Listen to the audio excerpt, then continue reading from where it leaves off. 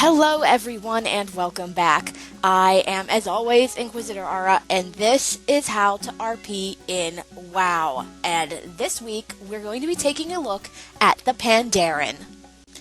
Please note that these are just guidelines to socially acceptable and lore-friendly RP in World of Warcraft. There is pretty much a niche for each type and style of RP out there. What I'm putting out here are the generally accepted guidelines that will not get you ridiculed. Now, as a whole, there are several key things that you really should understand about the Pandaren before you start role-playing as a Pandaren. The first thing, and probably one of the more important things, especially now, is that you can be a Pandaren from the mainland, i.e. Pandaria. Especially now that we are past the Mist of Pandaria storyline. Some of the mainland Pandaren have decided to join either the Horde or the Alliance because of their actions in Pandaria, and talking specifically about Eastwind and Westwind villages in Kunlai Summit. While this might not have been possible at the beginning of Mist of Pandaria, it most certainly is now. Point number 2 is that the Pandaren as a whole are peaceful. They have a desire to live in harmony with both the world and the people around them. They live their lives to the fullest, preferring to spend their lives working and playing hard. They value their friends. They live in the moment. Everything is something to be celebrated. They treat naps like it's the last sleep they'll ever get. There is a reason for this. Their behavior and their general happiness has a lot to do with the presence of the Sha on Pandaria. The Sha being physical manifestations of negative emotions that are the remnants of the old god Yasharaj. They take a life on their own on Pandaria. Negative emotions are bad and they physically manifest here. And the best way to keep the Sha contained was to live well and be happy.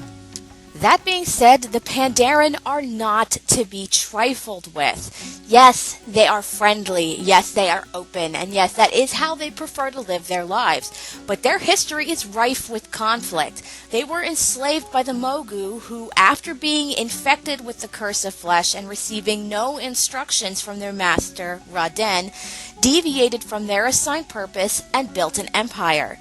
They rebelled against the last Mogu emperor, having grown strong through their long years of servitude. They developed an unarmed fighting style. Kang, Fist of First Dawn, taught his people how to fight without weapons, thus creating the monk class as we know it, and together the Pandaren defeated the combined might of the Mogu and their Zandalari allies. Now you gotta remember, all of this happened before the Sundering.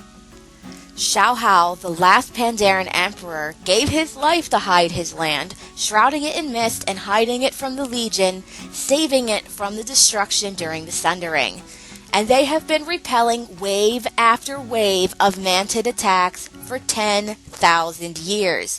They have kept the Yongle contained to Townlong Steppes for just about as long.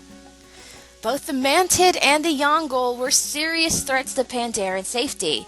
The Mantid specifically. The Mantid had a 100-year cycle of aggression in which they would attack the Pandaren in attempts to take over the continent. And the Yongle were peaceful for a time, content to stay in Townlong Steppes until the Mantid began to push north into their territory. Then the Yongle were forced east into Kunlai Summit, burning everything in their path. Now, while the Pandaren as a whole shouldn't be trifled with, the Shadowpan specifically should definitely not be. The Shadowpan are badasses. They are the Watchers on the Wall. They are the Sword in the Shadows. They are Pandaria's sole line of defense against all who would bring harm to Pandaria, including the Mantid, the Sha, and the Saruk. They accept and train only the best of the best that Pandaria has to offer.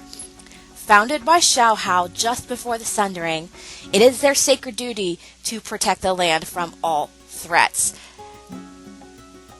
They built the Serpent Spine Wall between Townlong Steppes, the Dread Wastes, and the rest of Pandaria to keep the Mantid at bay, and greatly limit the numbers the Mantid could throw at them.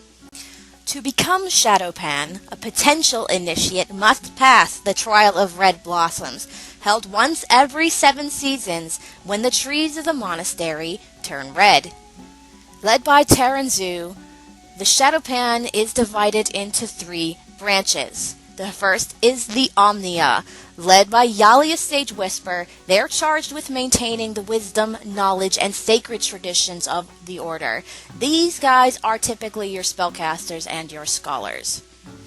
The second branch is known as the Black Guard. These are your warriors, your monks, your frontline fighters, and they are led by Juan Snowdrift.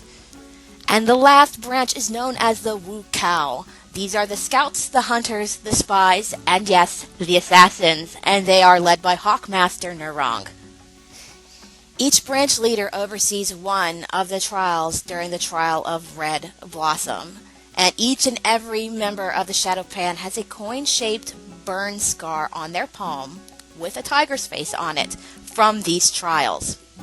Now, it is also important to recognize that the Trial of Red Blossoms is extraordinarily dangerous, and not all who attempt it even survive it.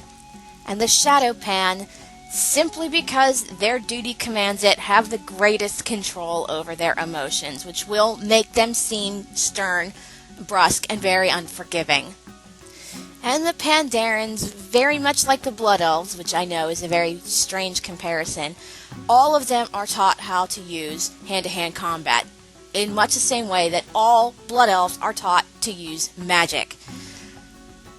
You may not all be monks, but open-hand fighting is how you earned your freedom, and every Pandaren is taught this art out of that reverence.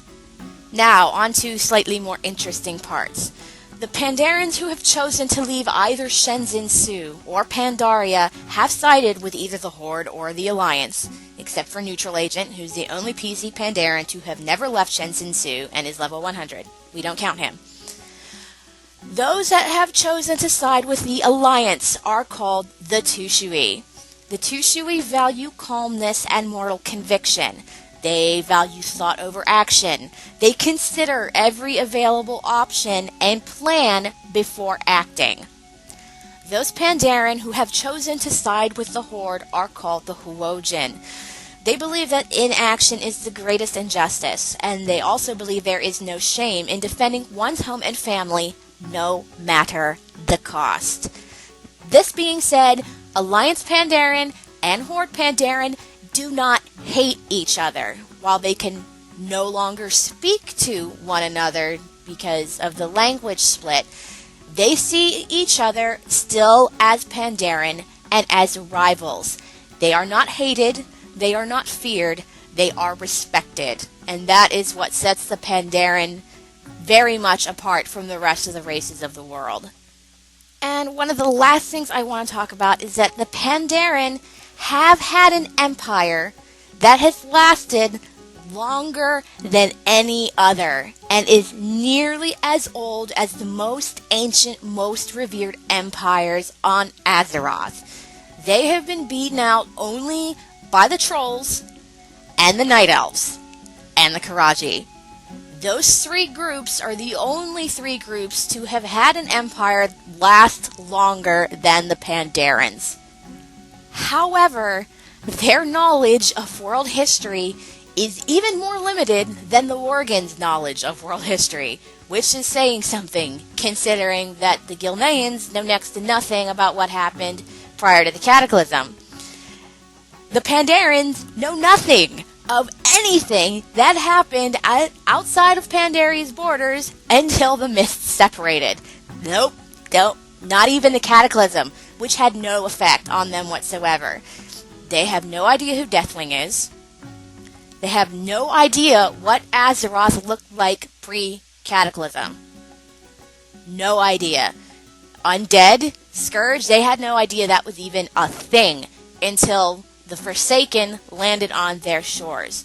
They have no idea who the Lich King was. They don't know anything about Sylvanas. They don't know anything about Varian. They don't know anything about Onyxia. They know nothing beyond what was going on in Pandaria prior to the mist parting.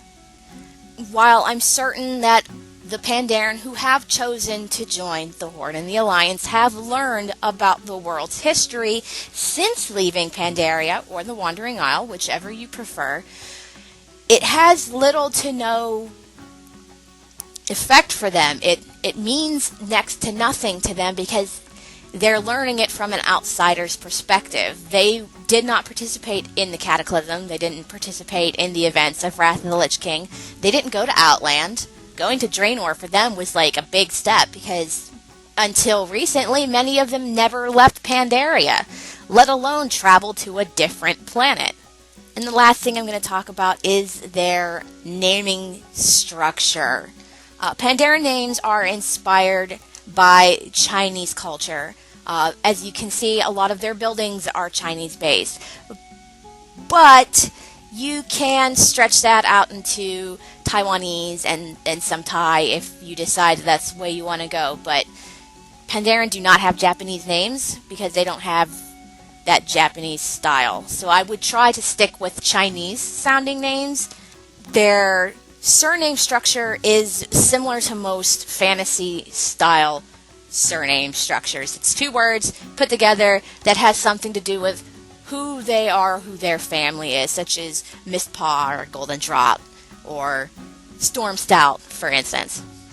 Well, that is going to be it for this episode. Thank you guys so much for watching. Remember, if you like what you see and you want to see more, don't forget to hit that like button. Don't forget to comment below. Don't forget to subscribe. And don't forget to tell your friends, because I like having new people come in and tell me how much they like and appreciate my videos. I like being helpful. I like giving you guys this information. So it's very important to me that you let me know if there's something in particular that you want to see. If there's a particular race, I am going to start working on class guides as well, and I'm going to intersperse those throughout my other how to RP videos. So stand by for that. That's all going to be coming out soon, on top of a couple of other more specific kinds of how to RP videos. Anyways, thank you guys so much for watching. Have a great week. Have a great weekend, and we will see you again in Azeroth.